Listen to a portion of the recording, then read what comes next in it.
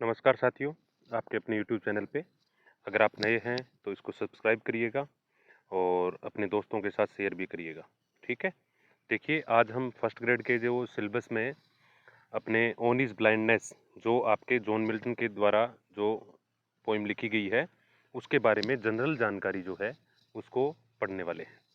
तो सबसे पहले देखिएगा, जैसे सबसे पहले हम थोड़ा सा पोइट की डिटेल देखते हैं। जैसे पूरा नाम इनका क्या है, जॉन मिल्टन है। इनका बर्थ हुआ है 9 दिसंबर 1608 लंदन में, और डेथ हो गई ये 8 नवंबर 1674 लंदन में। तो देखिएगा, कई बार क्या है, जनरल सी अगर बात पूछी जाए तो पीछे एक बार या दो बार फर्स्ट ग्रेड में ऐसी बातें पूछी गई है, तो ये सामान्य सी बात है। ठीक है। तो देखिएगा, फिर आगे देखते हैं कि जैसे इनकी जो ब्लाइंडनेस है, जनरल जानकारी है, इसके बाद हम लाइन टू लाइन पढ़ेंगे। ब्लाइंडनेस है, ब्लाइंडनेस क्या है कि जैसे इनके 1650 में ये इनकी एक आंख है, उसकी रोशनी कम हो जाती है। 1652 यानी जब इनकी उम्र होती है 44 ईयर्स, तो ये कम्प्लीटली ब्लाइंड हो जाते हैं। और कम्प्लीटली ब्लाइंड होने के बाद जैसे इसका जो मुख्य कारण था वो पॉसिबली ग्लूकोमा, ग्लूकोमा मतलब जैसे मोतियाबिंद बोलते हैं अपने जनरली, वो कारण इसका बतलाया गया है। ठीक है।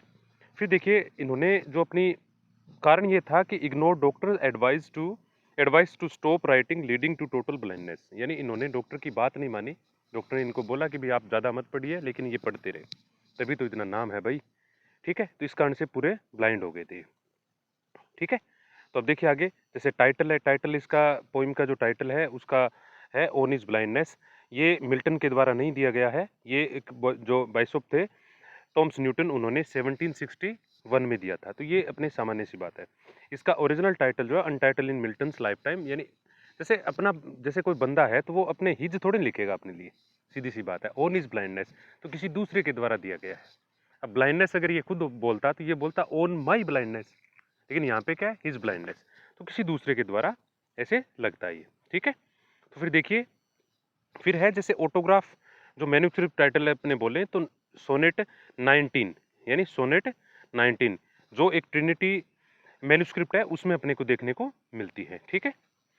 पब्लिश्ड टाइटल इन 1673, तो हाँ ये क्वेश्चन है, ये कब पब्लिश हुई थी, तो 1673 1673 में ये पब्लिश हुई थी, और सोनेट नंबर है 19।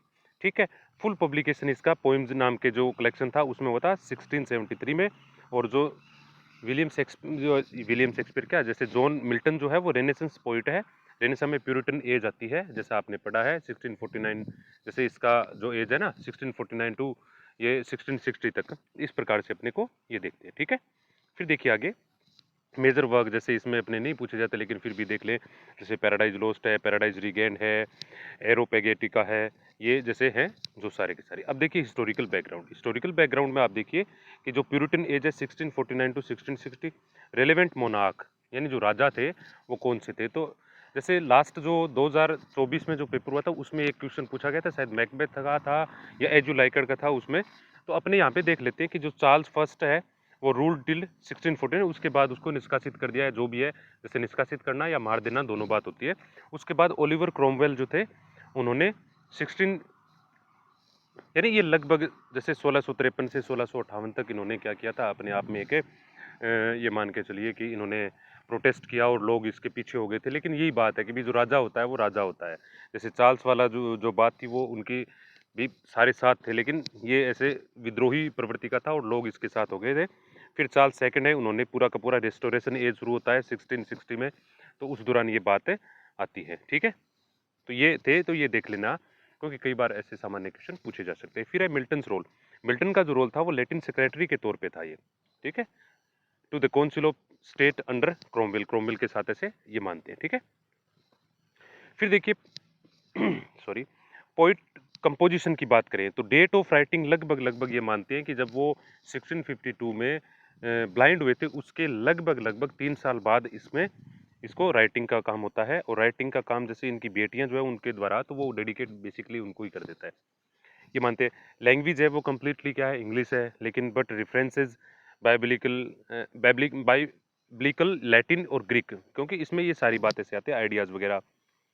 पैराबल ऑफ टैलेंट जो है उस पर ये डिपेंड है। तो talent, parable of talents, talent word आता है, जैसे लाइन टू लाइन अपने पढ़ेंगे तो उसमें टैलेंट वर्ड आता है। तो वो पैराबल कहाँ से ले गया, जो मैथ्यू का 25 ये 14 जो 30 है ये अपने को याद रखना है। एग्जैक्टली ऐसे क्वेश्चन जो हैं वो ऐसे पूछे जा सकते हैं।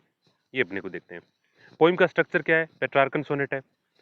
इसमें 14 लाइन्स है। अब 14 लाइन्स है तो वो सोनेट हो गई। अब सोनेट जो है वो दो हिस्सों में है, ऑक्टेव और सस्टेट। ऑक्टेव जो प्रॉब्लम वाला 1 से 8 लाइन तक क्या है? प्रॉब्लम वाला, प्रॉब्लमेटिक। इसमें मिल्टन है वो लेमेंट करता है। सस्टेट है 19 टू 14 जिसमें सॉल्यूशन है, ये अपने पेशेंस जो है उसका विजडम शो करता है। वोल्टा 9th लाइन में ओक्यूर होता है। 9th लाइन में ये वोल्टा ओकर होता है। फिर राइम स्कीम है ABBA CDE CDE, ऐसे आयमिक पेंटामीटर में लिखी हुई है। तो ये इसकी जनरल जानकारी है, जैसे क्वेश्चन पूछे जाते हैं इनमें से। फिर है कैरेक्टर्स एंड वॉइस। तो स्पीकर कौन है? स्पीकर यहाँ पे आपके पास है मिल्टन हिमसेल्फ है, जो क्या है फर्स्ट पर्सन ऑटोबायोग्राफिकल। तो ये पोइम कौन सी है? ऑटोबायोग्राफिकल है। लिसनर है प्राइमरली खुद ही है वो, ठीक है, किसी को कहने वाला नहीं है। लेकिन जैसे इंटीरियर मोनोलिग है, मोनोलिग में मोनो का मतलब होता है सेल्फ, और लीग का मतलब डिस्क्रिप्शन एक्सप्रेशन के संदर्भ में। और वैसे वो गॉड को इनडायरेक्टली कहीं ना कहीं ऐसे लगता है, तो गॉड की बात होगी। पर्सोनिफिकेशन किसका है? पैसेंस का है। जैसे स्पीकिंग करेक्टर 8th लाइन में आपके पास ये आता है, ठीक है।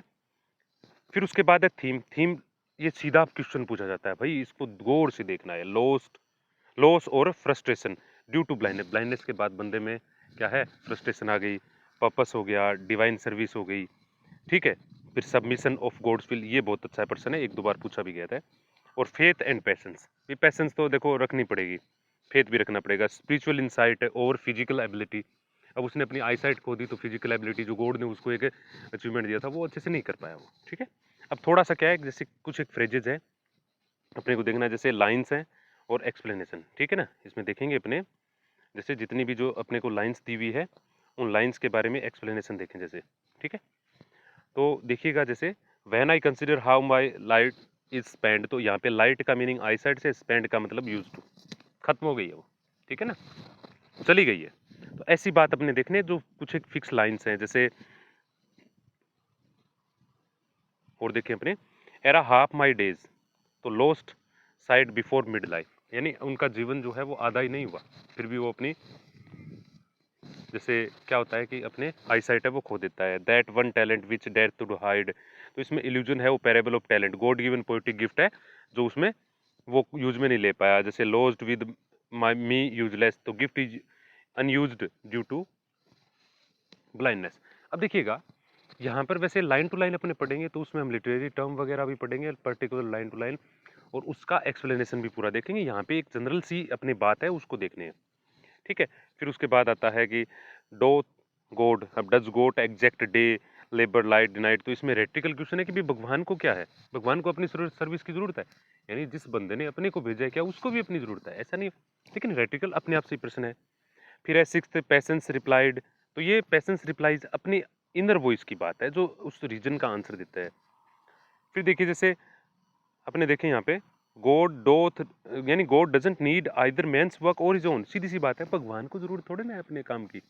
ये है whose better bear to mind you, कि उसकी जो पोइम है उसकी लाइन्स है, तो उसमें अपने देखे दो जो एक्सेप्ट गॉड फील सर्व बेस्ट, यानी जो भगवान को मान के एक जैसे अपने मान के चलते हैं कि थोड़ा सा जो फेथ है अपने भगवान के प्रति उसको शो करता है। या who bears pest is mild yoke, यानी जो लोग जो भगवान की जो भी बात है उसको अपने एक्सेप्ट करते थे, अच्छा करे बुरा करे, जनरली हम बोलते हैं कि भगवान का किया सब कुछ सही है, वो बात है। They also serve who only stand and wait, यानी फाइनल विजडम जो है वो इसमें अपने अपने पास आता है, जो फाइनल विजडम है जिसमें service to God include patience and stillness, ठीक है। लिटरेरी डिवाइस है जैसे इल्यूजन है बाइब्लिकल, जैसे पैरेबल ऑफ टैलेंट्स हो गया। पर्सोनिफिकेशन 8th लाइन में पैसेंस के लिए। मेटाफर जैसे है, तो मेटाफर जो लाइट विजन योक, यानी जो ड्यूटी और बर्डन, लास्ट ईयर का जो लास्ट 2024 का जो पेपर है उसमें डिटो क्वेश्चन पूछा गया है कि जैसे योग मीन्स क्या है। रेटिकल क्वेश्चन हो गया, ये हमने देखा ही था। वोल्टा आता है, वोल्टा किस में शिफ्ट होता है? Shift in tone from despair to submission 9th line में, तो ये अपने को देखना है। आयरनी है कि जैसे loss of sight led to greater spiritual insight, यानी उसने अपनी रोशनी खो दी फिर भी है। फेम्स लाइन है जो लास्ट लाइन है, जैसे they all serve who only stand and wait, तो ये मॉरल कंक्लूजन निकलता है इसमें। मॉरल कंक्लूजन निकलता है कि जैसे imply passion and faith in forms of divine service, भगवान की सेवा करनी है, चाहे हमारे पास कुछ भी हो, बुरा हो चाहे अच्छा हो, जो भी है अपने को मानना है। और इसी के साथ जैसे आपसे एक रिक्वेस्ट है कि आप इस चैनल को लाइक और सब्सक्राइब करिएगा, और यहाँ पे आपको सारी की सारी अच्छी अच्छी जो वीडियोज़ हैं वो सारी की सारी मिलेंगी। और ये देखिएगा ऑथेंटिक, यानी ऑथेंटिक जो कंटेंट है वो मिलेगा आपको। ठीक है, तो देखिएगा, लाइक और सब्सक्राइब अपने दोस्तों के साथ शेयर करिए। इसी के साथ धन्यवाद, थैंक यू वेरी मच।